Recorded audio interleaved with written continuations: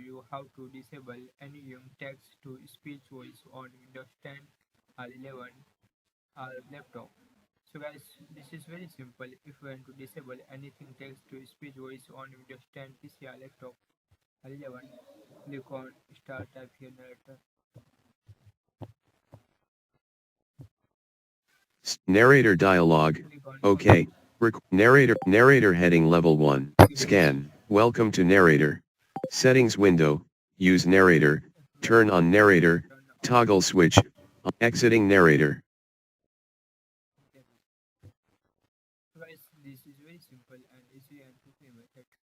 If you want to disable any text to speech voice on Windows 10 or 11 PC or laptop. So very simple and easy and quickly method. Thank you for watching this video. Please like, share and subscribe to my channel for latest updates.